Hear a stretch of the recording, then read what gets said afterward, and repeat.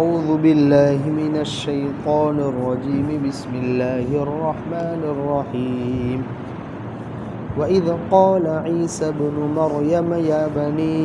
إسرائيل إني رسول الله إليكم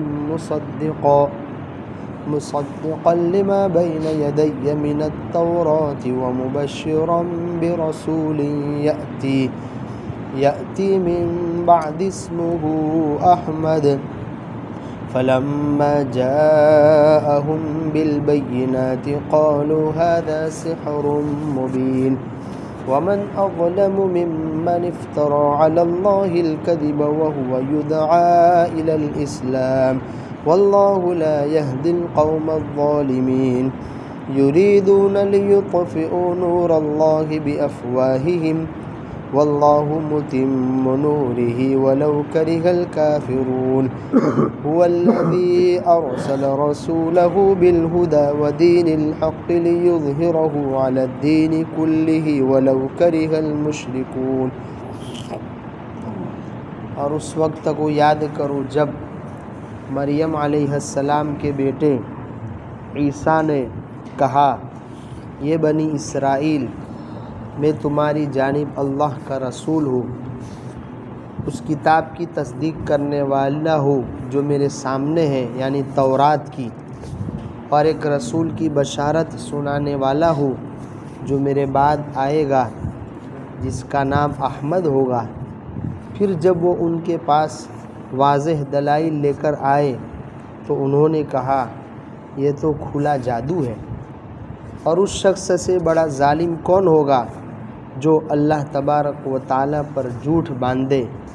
حالانکہ وہ اسلام کی طرف بلایا جاتا ہے اور اللہ تعالیٰ ظالم قوم کو ہدایت نہیں دیتے۔ وہ لوگ چاہتے ہیں کہ اللہ کے نور کو اپنے منہ سے بجھا دے، اور اللہ تعالیٰ اپنے نور کو پورا کرنے والا ہے اگرچہ کافروں کو ناگوار ہو۔ وہی اللہ ہے جس نے اپنے رسول کو ہدایت کے ساتھ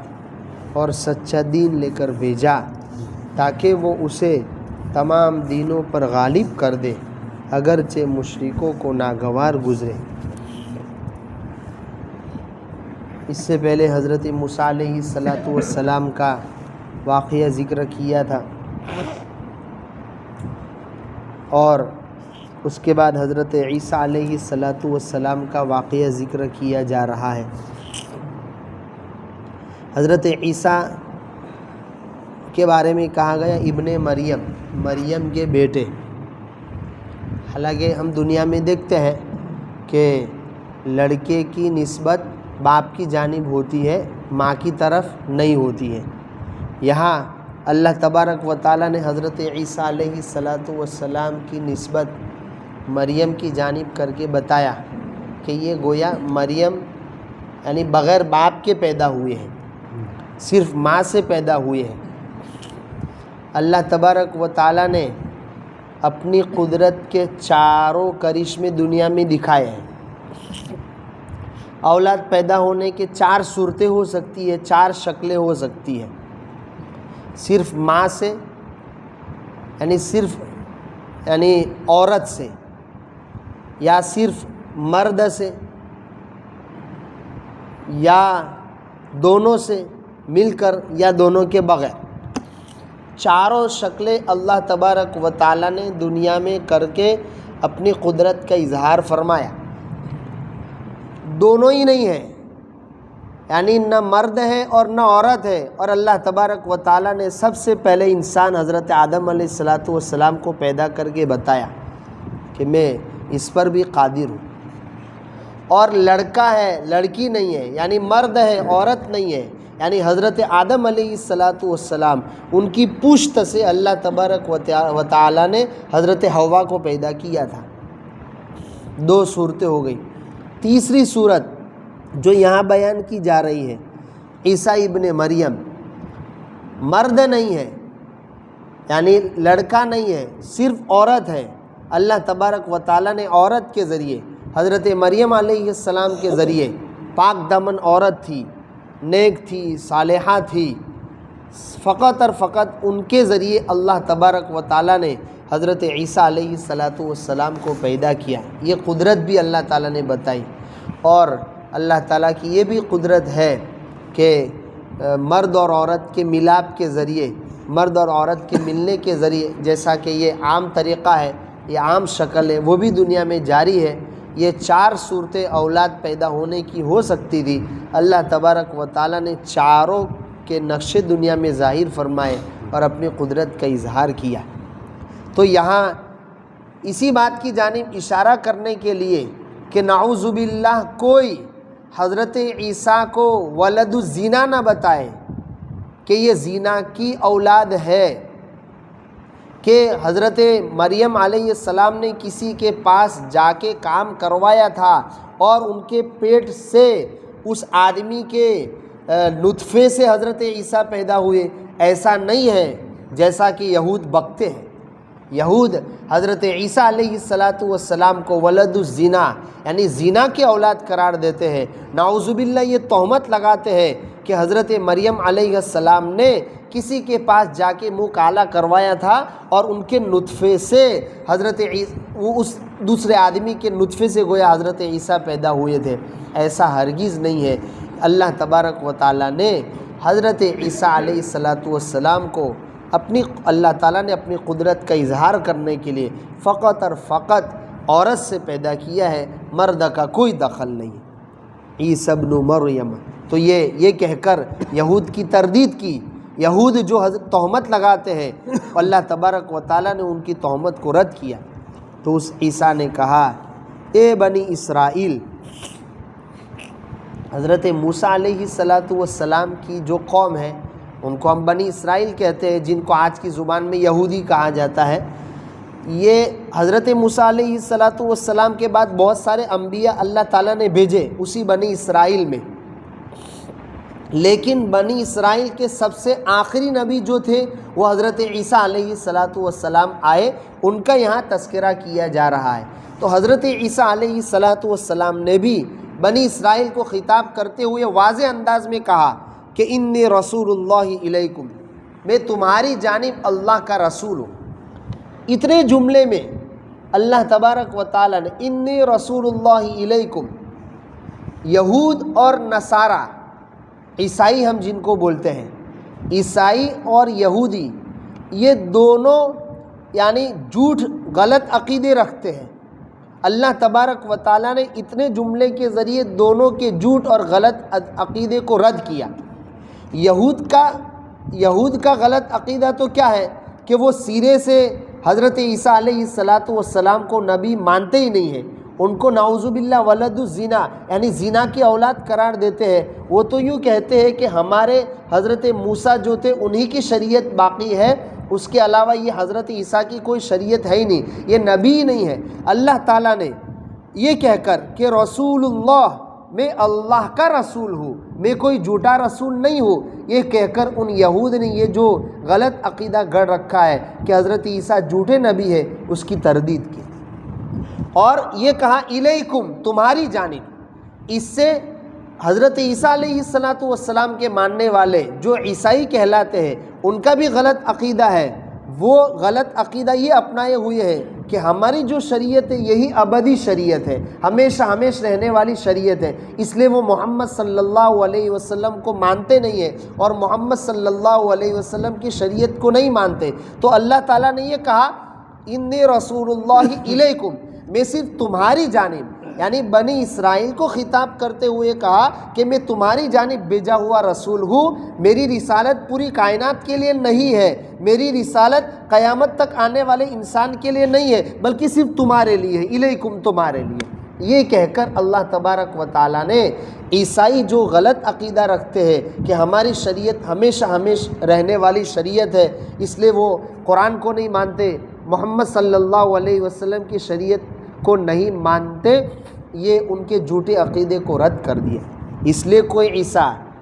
عیسائی چاہے صحیح انجیل کو مانتا ہو اور کوئی یہودی چاہے وہ صحیح توریت کو مانتا ہو، لیکن جب تک وہ قرآن اور نبی صلی اللہ علیہ وسلم پر ایمان نہیں لائے گا اس کے ایمان کا کوئی اعتبار نہیں ہوگا، چاہے وہ کہے کہ میں آسمانی کتاب مان رہا ہوں، توریت بھی تو آسمانی کتاب ہے، انجیل بھی تو آسمانی کتاب ہے، لیکن اس کا کوئی اعتبار نہیں ہوگا، اس لیے کہ قرآن اور نبی صلی اللہ علیہ وسلم یہ آخری رسول ہیں۔ آپ علیہ الصلاۃ والسلام نے اور آپ پر اترنے والے قرآن نے پہلے کی تمام کتابوں کو منسوخ کر دیا، اور منسوخ پر ایمان رکھنا اور ناسخ یعنی بعد میں آنے والی کتاب پر ایمان نہ رکھنا، یہ ایمان کامل نہیں ہوگا۔ ایمان کامل اسی وقت ہوگا جب کہ آدمی پہلے کی آسمانی کتابوں کو بھی مانے اور ساتھ میں جو آخری کتاب جو قرآن مجید کی شکل میں اس کو بھی مانے، تب جا کے اس کا ایمان معتبر ہوگا، ورنہ معتبر نہیں ہوگا۔ مصدقا لما بین یدی من التورات، چونکہ حضرت عیسیٰ علیہ السلام کی جو انجیل اتری تھی وہ انجیل گویا توریت ہی کا کچھ حصہ تھا، توریت ہی کا تتمہ تھا۔ اکثر احکام جو توریت میں تھے وہی گویا انجیل میں موجود تھے، کچھ اس زمانے کے اعتبار سے کچھ یعنی اور مفید باتیں ہوگی، لیکن اکثر گویا وہ توریت ہی کی باتیں تھیں۔ اس لیے حضرت عیسیٰ علیہ السلام نے یہ کہا کہ میرے سامنے جو کتاب ہے، یعنی مجھ سے پہلے جو نبی گزرے ہیں حضرت موسیٰ علیہ السلام، ان پر اترنے والی جو آسمانی کتاب تھی توریت، میں اس کی بھی تصدیق کرتا ہوں، یعنی اس کو بھی مانتا ہوں۔ وَمُبَشِّرًا بِرَسُولٍ، چونکہ اب حضرت عیسیٰ علیہ السلام اور آخری نبی کے درمیان اب کسی نبی کا فاصلہ نہیں تھا، اس لیے ہر نبی نے اپنے زمانے میں نبی صلی اللہ علیہ وسلم کی یعنی آخری نبی کی بشارت ضرور سنائی ہے، لیکن جتنے کھلے الفاظ میں، صاف ستھرے الفاظ میں حضرت عیسیٰ علیہ السلام نے بنی اسرائیل کو سمجھایا تھا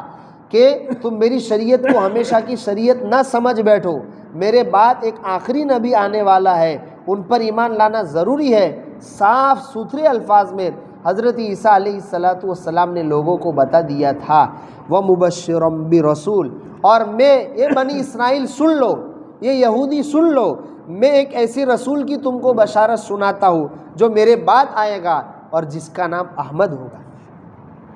اب موجودہ یعنی جتنی بھی انجیل کے نسخے ہیں یا توریت کے جتنے نسخے ہیں، اکثر نسخوں میں تو اس قسم کی جو نبی آخر الزماں کے بارے میں جو بشارتیں تھیں، ساری بشارتوں کو ان یہود کے علماء جن کی سرشتہ میں بدماشی تھی انہوں نے سب رد و بدل کر دیا۔ اس لیے کوئی آدمی، کوئی عیسائی یا کوئی یہودی نبی آخر الزماں کی بشارت کو موجودہ انجیل اور موجودہ توریت میں نہ پا کر یہ کہے کہ یہ نبی کوئی نبی نہیں ہے، اس کا یہ دعویٰ صحیح نہیں ہوگا، اس کا یہ کہنا درست نہیں ہوگا، اس لیے کہ توریت اور انجیل کو بدل دیا گیا ہے۔ یہ ان یہودی علماء نے جتنے سچے احکامات تھے سارے بدل دیے، لیکن پھر بھی مفسرین فرماتے ہیں کہ اللہ تعالیٰ نے ان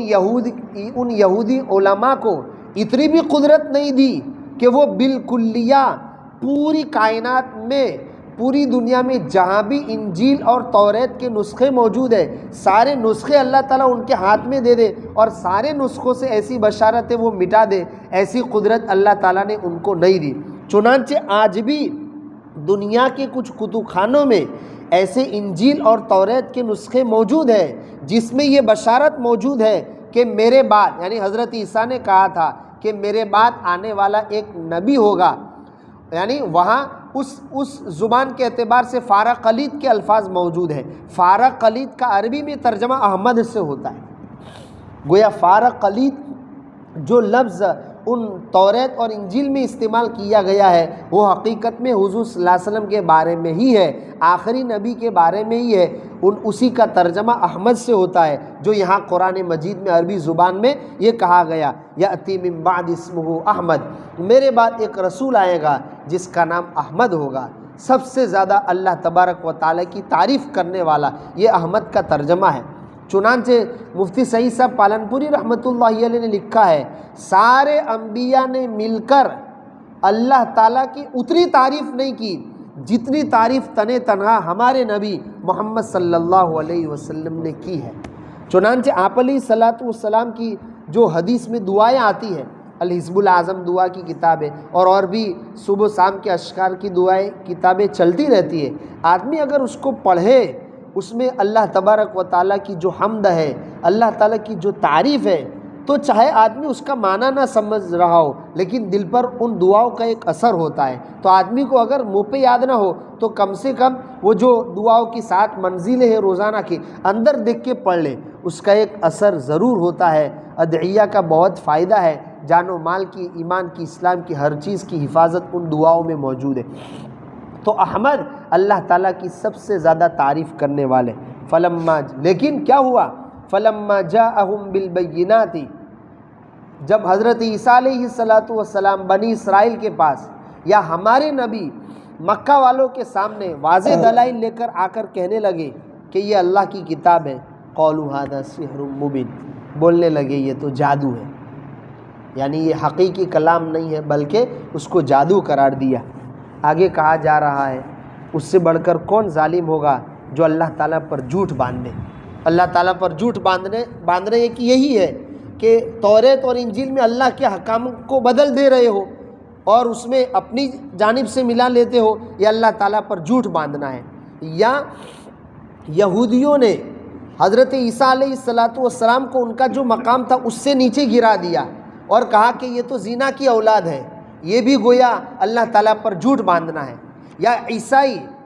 جنہوں نے اپنی شریعت کو ہمیشہ کی شریعت بتایا اور قرآن پر ایمان نہیں لائے، یہ بھی گویا اللہ پر جھوٹ ہے۔ اللہ تعالیٰ نے تو یوں کہا وَهُوَ يُدْعَىٰ إِلَى الْإِسْلَامِ، حالانکہ ان کو اسلام کی جانب بلایا جاتا ہے، جو ابدی مذہب ہے، جو ہمیشہ رہنے والا مذہب ہے، یعنی قرآن اور ہمارے نبی کا مذہب۔ اس مذہب کو ہمیشہ کا مذہب نہ بتانا اور اپنے مذہب کو یعنی عیسائیت کو ہمیشہ کا مذہب بتانا، یہ بھی اللہ تعالیٰ پر جھوٹ ہے کہ اللہ تعالیٰ نے تو ہمیشہ مذہب اسلام کو بتایا اور وہ عیسائیت کو بتا رہے ہیں۔ تو اس سے بڑا کوئی ظالم نہیں ہے، اور اللہ تعالیٰ ظالم قوم کو ہدایت نہیں دیتا۔ وہ پھر کجروی جب ہٹ درمی اختیار کرتے ہیں تو اللہ تعالیٰ بھی ان کو ہدایت سے نہیں نوازتا۔ اللہ تعالیٰ قرآن کو سمجھنے کی توفیق عطا فرمائے۔ سبحان اللہ و بحمدہ۔